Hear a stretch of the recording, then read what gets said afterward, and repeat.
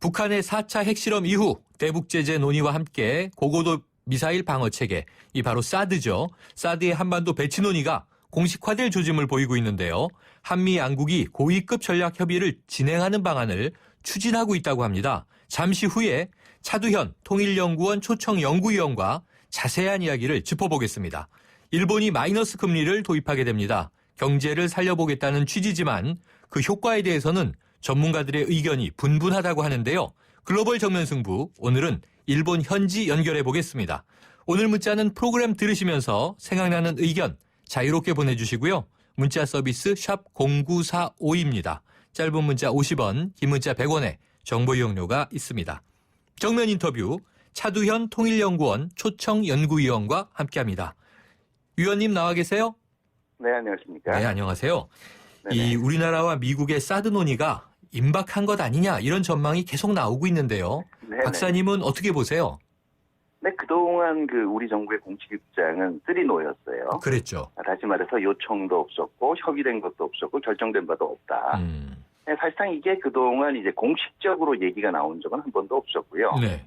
다만 주한미군 사령관이라든가 아니면은 미국 국방부 또는 국무부 인사들 선에서 사드의 한국 배치와 관련된 얘기들이 나오기도 했는데요. 네. 사실 이게 상당히 모호했거든요. 첫 번째는 그럼 사드를 들여오는 목적이 뭐냐. 그러니까 누구를 방어할 것이냐 하는 것도 있고요.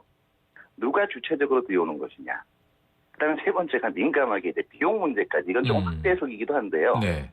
그동안 얘기가 되어 왔거든요. 근데 이제 이게 북한 4차 핵실험이 있으면서 북한 4차 핵실험이라는 게 얘기하는 것이 딱 하나거든요.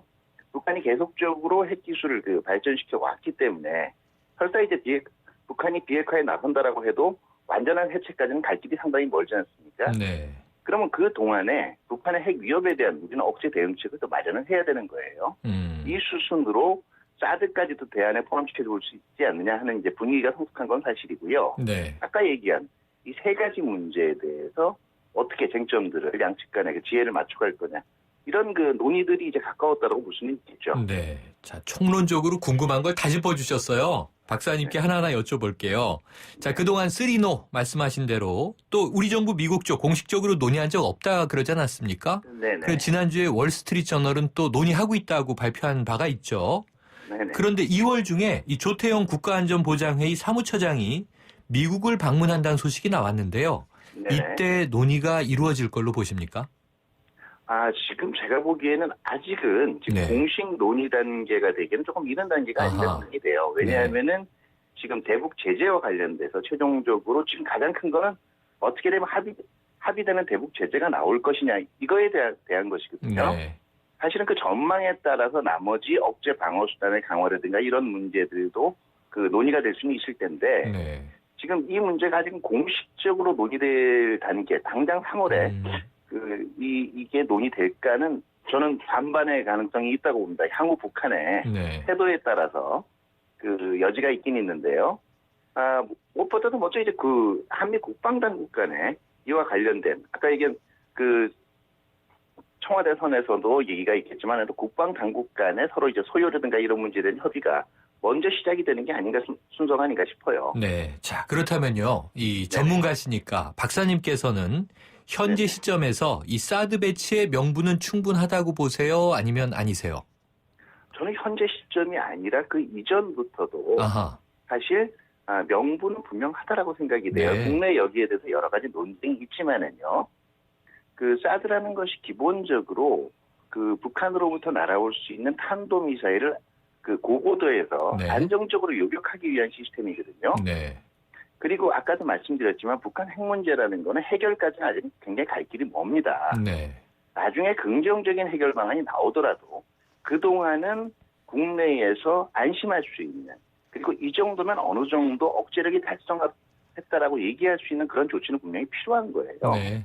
그렇기 때문에 일단 북한 핵 문제가 해결되기 전까지는 사드뿐만이 아니라 가능하다면 큰 부담이 되지 않는 범위 내에서 우리가 들여올 수 있는 확보할 수 있는 억제 수단을 되도록 많이 확보하는 것이 많으면 많을수록 유리한 건 사실입니다. 물론 비용 문제가 있지만요. 네. 그리고 이제 효율성 문제를 얘기하는데 사드가 만능은 아니에요. 네네. 네, 모든 걸 다 잡을 수는 없습니다. 그러나 이것이 사드 이외의 다른 시스템들, 다시 말해서 중고도 요격 시스템이라든가 우리가 자체로 개발하고 있는 KA-MD 시스템하고 유기적으로 결합이 될 때는 네. 사실은 이게 주한 미군용으로 쓰느냐 우리용으로 쓰느냐에 대해서도 앞으로 논의가 필요하겠지만 네. 결과적으로는 사드의 요격체제 자체는 이동이 가능하거든요. 유사시에는 자원 공유도 가능한 거예요. 네.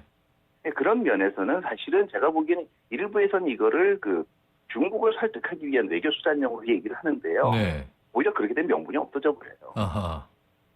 그렇게 실질적인 명분이고 그 명분은 네네. 이미 충분히 무르익었다 이렇게 보시는군요. 그렇죠. 4차 핵실험이라는 게 얘기하고 있지만 네. 현존하는 분명히 북한 핵위협이라는 게 현존하는 위협이라는 게 입증이 되지 않았습니까? 네. 그럼 2월 이후에 지금 이게 공론화되거나 혹은 한미 간의 협의가 시작될 가능성을 아까 반반으로 보셨는데요.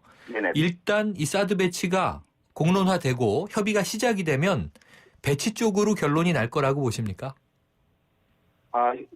아까 얘기한 세 가지 전제 조건이에요. 네네. 이 사실은 이 2월 중에 협의가 공식화가 된다라고 해도요. 네.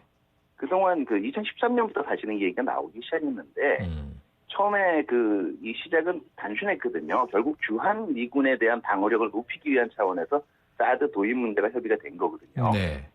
그렇기 때문에 일단은 주한 미군 방어용으로 사드가 들여오는 한반도 내에 사드 체계를 들여오는 문제에 대해서 우리가 사실 합의해주면 되는 거였어요. 그런데 이게 중간에서 북한 핵 문제들, 미사일 문제가 계속 부각이 되면서 우리 국내에서도 우리가 그럼 주도적으로 들어와야 된다는 논의도 나오지 않았습니까? 네, 그랬죠. 그렇기 때문에 사실 논의가 조금 복잡해졌는데요. 만약에 주한 미군이 자체 군사력에 대한 억제 효과를 더 강화하기 위한 보장 장치로 들어오겠다 그러면 오히려 협의 문제는 간단해질 수도 있고요. 이런 경우에는 당연히 이 유지 비용이라든가 이런 것 자체는 주한미군의 유지비 안에 속하는 문제이기 때문에요. 네. 아무래도 미국이 주도적으로 부담을 하게 될 수밖에 없고요. 네. 그게 지금까지 진행되어 온 그동안 사리부터 온 논의까지가 이제 그럼 누가 주도적으로 이걸 들여올 거냐? 그리고 이게 주한미군 방어용이냐 아니면은 주한미군 방어뿐만 아니라 다른 목적으로도 다시 말해서 우리 시설들을 보호하기 위해서도 쓰이느냐? 네. 이렇게 되면 조금 더 논의는 길어질 가능성도 있어요. 근데 지금 원래 처음에 얘기가 나왔던 건 사드가 아직 본격적으로 양산이 되고 있는 단계도 아니고요. 원래 들여온다라고 해도 1개 포대 정도거든요. 네. 1개 포대면 약 48기인데요. 네. 이거 가지고는 전체적으로 카바를 다 한다라고 보기에는 조금 무리가 있고요. 네. 그러면은 지금 이제 한 포대 정도가 들어온다면 주한미군 방어용일 것이다. 이렇게 지금 이제 전제를 하신 거고요. 그렇죠. 네, 그다음에 전국을 다 커버해서 우리 군, 우리 시설, 우리 국민들을 보호하기 위해서는 이제 한 개 포대 이상 여러 포대가 들어와야 되는데 어쨌든 이제 예산은 높아지겠습니다만 그렇다면 지금 가장 좋은 명분은 이 박사님 말씀은 우선은 주한미군이 도입을 하고 필요하다면 더 넓히는데 비용도 주한미군이 내고 나중에 확장할 때 우리 정부가 분담하는 형태로 간다. 이런 수순이 가장 바람직하다고 보세요? 제가 보는 베스트는요. 네. 일단 주한미군 시설을 방어하기 위한 1개 또는 최대 2개 포대 정도가 먼저 이거에 대한 협상을 진행을 하고요. 네네. 우리 자신도 우리 자체 능력을 발전시키고 있거든요. 아까 KA-MD 네네. 얘기도 했고요. 한미 간의 4D 방어 체계 얘기도 했기 때문에요. 이것들이 상호 보완성이 있어요. 그렇기 때문에 사드만 다 들여온다라고 해서 방어력이 확장되는 것도 아니기 때문에요. 일단은 주한미군에 대한 방어력이라는 게 굉장히 중요한 게 주한미군이 자기들이 한국에 대한 대한안보공약을 안정적으로 제공을 하기 위해서는 북한의 위협으로부터 강박관념으로부터 자유로워야 되거든요. 네. 그렇기 때문에 사실 주한미군을 보호하는 사드용이면 미국의 확장 억제 공약이라든가 대한안보 공약을 담보받는데 크게 지장은 없는 수준이에요. 이거를 다 막기 위해서 무한정 들여온다라는 것도 수량상으로도 그렇고 무리가 있고요. 알겠습니다. 아까 실효성 문제도 우리가 스스로 보유하고 있는 방어 체계와 유기적으로 작동할 때 높아질 것이다 말씀하셨는데 그럼 마지막으로요, 박사님. 네네. 결국은 이게 중국을 압박하는 카드로서의 명분은 의미가 없다고 아까 말씀하셨는데 네네. 지금 이제 해리슨 미 태평양 사령관 같은 경우에 한미 동맹이 사드 배치를 결정할 상황고 중국의 반대는 그저 흥미로울 뿐이다. 이렇게 좀 중국의 예민한 반응을 일축했거든요. 근데 이게 군사적으로는 어떨지 몰라도 외교적 측면에서는 우리나라가 또 이 중국의 심기도 확인해야 되는 이 사안이 분명히 있는 거 아닐까요? 그건 분명하죠. 그런데 네. 지금까지 중국이 이제 무조건 얘기하는 거는 이게 구체적으로 어떤 면이기 때문에 중국에 위협을 미친다라는 얘기는 한 번도 한 적이 없어요. 네. 그냥 다른 나라의 안보도 생각을 해야 된다는 건데 그렇습니다. 만약에 이게 정당성을 지니려면 그 근거를 중국이 합리적으로 제시를 해야 된다라는 거고요. 네. 이 제시를 바탕으로 협의가 시작이 돼야 된다라는 거지 무조건 이건 중국이 싫어할 거기 때문에 네. 좀 두려우면 이거는 제가 볼 땐 지나치게 오히려 위축된 자세라고 보여지고요. 네. 또 하나가 중국이 그동안 외교정책에서 강조해온 것이 어떤 보편적인 사상도 다른 국가의 주권까지를 침해하면서 네. 전개돼서는 안 된다는 거였거든요. 네. 분명히 말씀드릴 수 있는 거는 우리가 우리 소요에 의해서 그리고 우리 국민이나 아니면 우리의 우방인 주한미군을 위해서 우리 영토 내에 우리 방어 기제를 들여오는 네. 건 우리 주권이에요. 알겠습니다. 그러니까 지레 염려하지 말고 합리적으로 대화를 풀어나가자 이런 말씀이시네요. 네, 그렇습니다. 오늘 말씀 감사합니다. 네, 감사합니다. 지금까지 차두현 통일연구원 초청 연구위원이었습니다.